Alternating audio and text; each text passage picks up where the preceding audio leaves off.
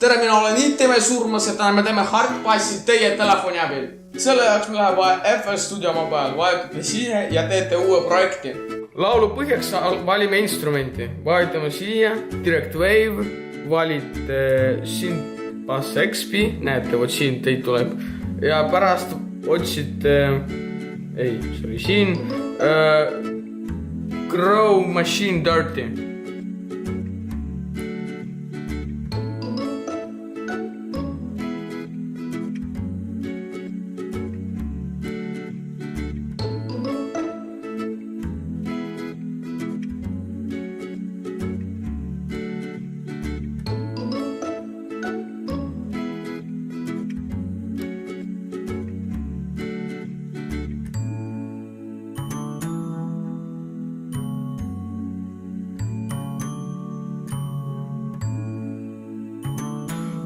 No kuulame, mis meil välja tuli. Mulle kuidagi see eriti ei meeldi, äkki vahetame instrumenti. Et vahetada instrumenti, vajutad siia, siis siia, preset listi peale ja mina näiteks valin Grow Machine Bounce. Et see kõlaks paremini, teeme BPM arvu suurem. Et vahetada BPM-i, vajutad siia, pärast siia ja mina juba panin endale 150, mul oli 130. Selleks, et panna, peate vajutama siia ja veerema selleni arni, mis teil ei lähe vaja on. Pärast seda, kui me vahetasime BPM-i, me teeme seda baasi, mis me alguses tegime uuesti teise instrumentiga. Vajutame siia 2 korda. Hoiame ja valime kõike. Pärast vajutame copy peale. Nüüd valime uue instrumenti. Vajutame siia, jälle Direct Wave'i peale. Meie jaoks on siin peab taga. Teie jaoks on ka Synth Bass XP ja valime, mul on juba valitud, te peate valima seda Harmless Acidic.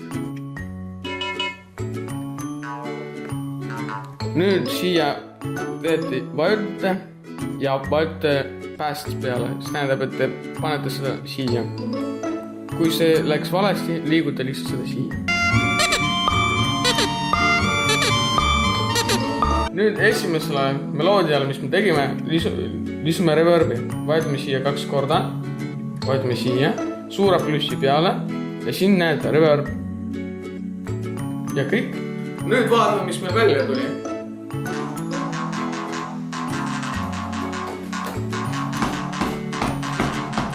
Nüüd lisame löökpildi, vajutame drums peale, vajutame kick peale, siia.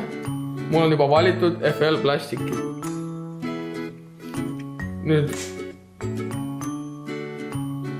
Nüüd pange see kinni ja tehke nagu mina, et iga 4 tagant. Mul on juba siin valitud ja iga ühe vahel neid panede ka. Kuula. Paihali. Nüüd liitume natuke distortionit, vajutame siia, lõime distortion. Meil on juba üks preset list valmis, näiteks Hard Crash, meie tegime seda ise, teie võite ka proovida natukene. Kõik, see on liitud. Nüüd kuulame, mis välja tuli.